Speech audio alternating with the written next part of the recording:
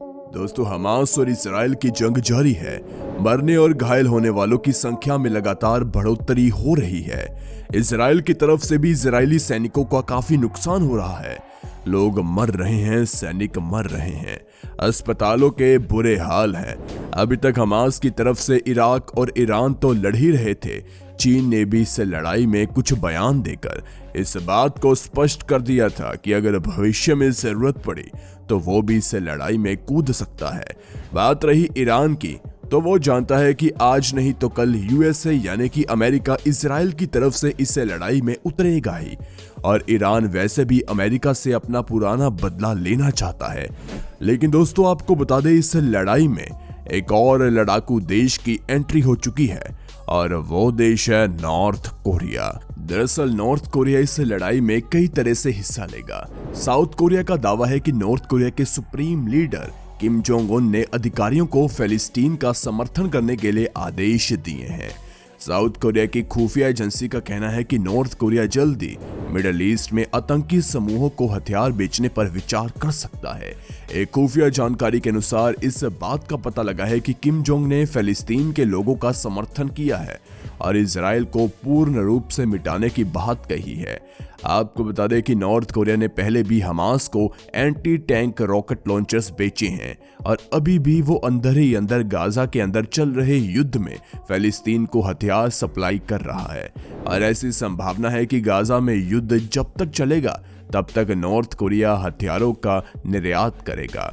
South Korea की सेना का कहना है कि 7 अक्टूबर के हमले के वीडियो और तस्वीरों के आधार पर लगता है कि हमास ने नॉर्थ कोरिया के हथियारों का इस्तेमाल किया है, लेकिन नॉर्थ कोरिया ने इन आरोपों से साफ इनकार कर दिया है। दोस्तों, आप इस बात से नॉर्थ कोरिया की चाल को समझिए कि नॉर्थ कोरिया इस लड़ाई में शुरुआत से ही हमास का साथ दे रहा है, लेकिन उसने ये बात किसी के सामने आने नहीं दी है। जब इजराइल पर 7 अक्टूबर को हमास द्वारा हमला किया गया, तब भी हमास ने नॉर्थ कोरिया के ही हथियारों का इस्तेमाल किया था और ये बात इजराइल ने भी कही थी, क्योंकि जब बाद में हमले का वीडियो इजराइल ने देखा तो इजराइल के सलाहकारों ने एक बयान में कहा कि ये हथियार हमास के नहीं है और ना ही ये हथियार ईरान और इराक के हैं। हालांकि सांकेतिक तौर पर यह बात पता चली है कि ये हथियार नॉर्थ कोरिया के हैं, लेकिन बाद में नॉर्थ कोरिया ने अपने आप ही बोल दिया था कि इस लड़ाई में मेरा कोई लेना देना नहीं है। नॉर्थ कोरियाई हथियारों पर वीडियो का 2 विशेषज्ञों ने विश्लेषण किया। एसोसिएटेड प्रेस द्वारा हथियारों के वीडियो के रिव्यू और दक्षिण कोरियाई सेना की सूचना के आधार पर इस बात के संकेत मिलते हैं कि हमास ने F7 रॉकेट प्री-पैलेट ग्रेनेड का इस्तेमाल किया था। इस हथियार का इस्तेमाल बख्तरबंद वाहनों के खिलाफ किया जाता है। ये एक बड़ा सबूत है जो कि इस बात को साफ जाहिर करता है कि नॉर्थ कोरिया और हमास के बीच अवैध हथियारों का लेन देन हुआ है। आर्मामेंट रिसर्च सर्विस के निर्देशक और weapon expert NR Jensen Jones ने कहा है, F7 बहुत खतरनाक हथियार है जो कि सीरिया, इराक, लेबनान और गाजा में एक लंबे अरसे बाद देखा गया है। जेंसन जोन्स ने एसोसिएटेड प्रेस को बताया कि नॉर्थ कोरिया लंबे समय से फिलिस्तीनी आतंकवादी संगठनों का समर्थन करता रहा है। दोस्तों, आपको बता दें कि हमास और नॉर्थ कोरिया के संबंध काफी पुराने हैं। वो कई बार हमास का समर्थन करता रहा है। नॉर्थ कोरिया ने 5 साल पहले फिलिस्तीन और इजराइल के मुद्दे पर फिलिस्तीन का समर्थन किया था। इस पर हमास के उस समय के प्रवक्ता सामी अबू जूरी ने फिलिस्तीनी मुद्दे के समर्थन के लिए नॉर्थ कोरिया को धन्यवाद किया था।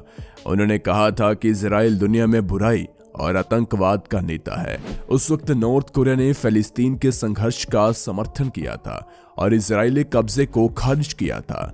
उस वक्त नॉर्थ कोरिया ने इजराइल के खिलाफ बयान देते हुए कहा था कि इजराइल परमाणु हथियारों का एकमात्र अवैध मालिक है जिसे अमेरिका का समर्थन हासिल है और इजराइल के मित्र देश भी इसमें शामिल है।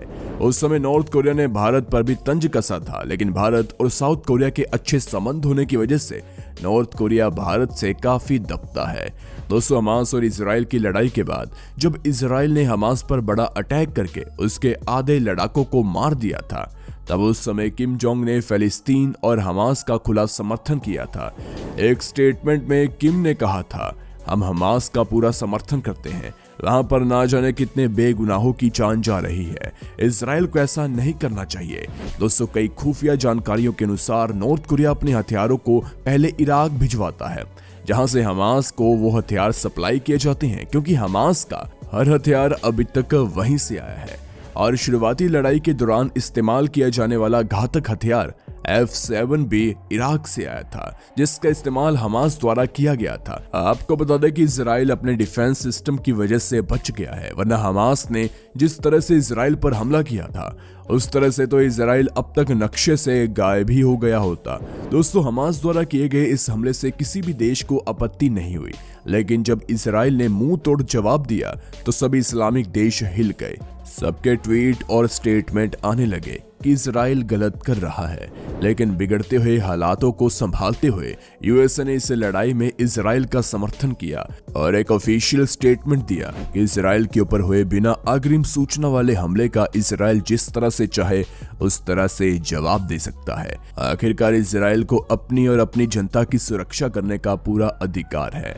दोस्तों, इजराइल का समर्थक भारत है। भारत के प्रधानमंत्री नरेंद्र मोदी ने इजराइल की तरफ से समर्थन जताया था और इजराइल के साथ खड़े रहने की बात करी थी। अब जहां भारत किसी भी चीज में भाग ले रहा है तो वहां उसका पड़ोसी देश कैसे दूर रह सकता है।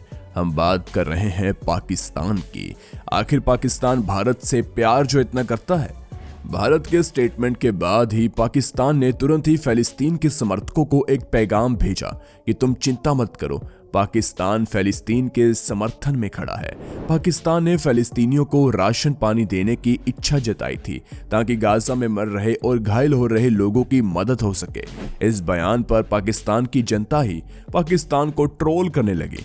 कुछ लोग कहने लगे कि पहले अपने वतन में तो खाना अच्छे से बंटवा लो, यहाँ का आदमी भूखा मर रहा है और तुम दूसरे देश में राशन बांटने की बात कर रहे हो। असल में पाकिस्तान ने इजराइल हमास युद्ध पर असामान्य रूप से नपे-तुले शब्दों में प्रतिक्रिया दी है।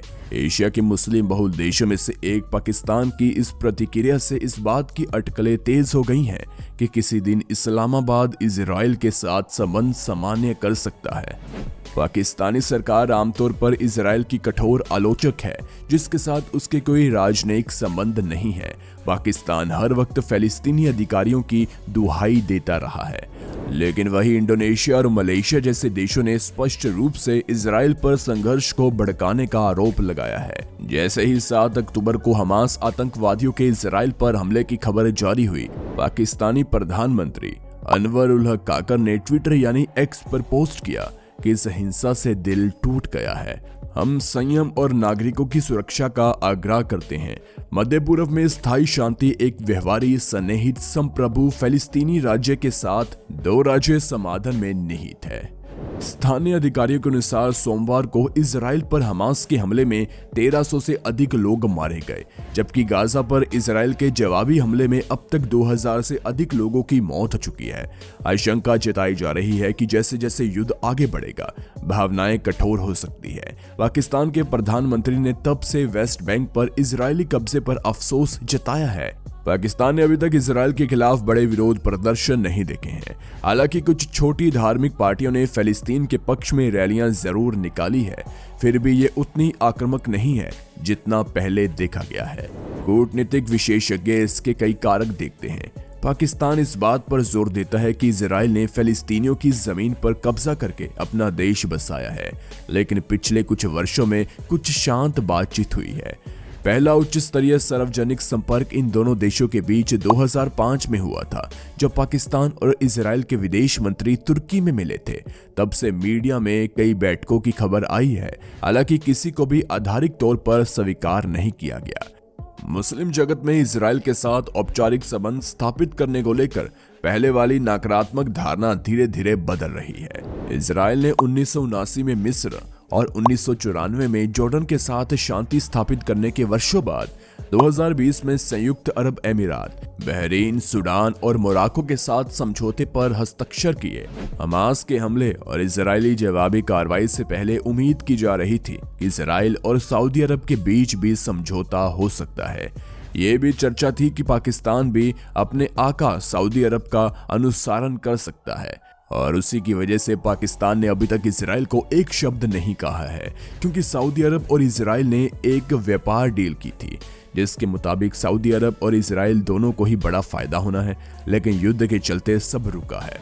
सऊदी अरब कभी नहीं चाहेगा कि उसकी इजराइल से किसी भी तरह की कोई लड़ाई हो। हालांकि इस समय इन दोनों देशों के रिश्ते उतने अच्छे नहीं हैं और साथ ही इजराइल के रिश्ते बाकी दूसरे देशों के साथ भी अब उतने अच्छे नहीं रहे हैं, जिसकी वजह से अब इजराइल पर लगातार डर मंडराता जा रहा है और कहीं ना कहीं वो इस वॉर से अब डरने भी लगा है। वैसे आपको क्या लगता है, इजराइल इस वॉर में अपने कदम पीछे लेगा? नीचे कमेंट में जरूर बताएं और जाने से पहले वीडियो को लाइक कीजिए। ऐसी ही वीडियोस के लिए इस चैनल को सब्सक्राइब कीजिए, साथ में लगे बेल नोटिफिकेशन को भी ऑल पर सेट कर ले। धन्यवाद।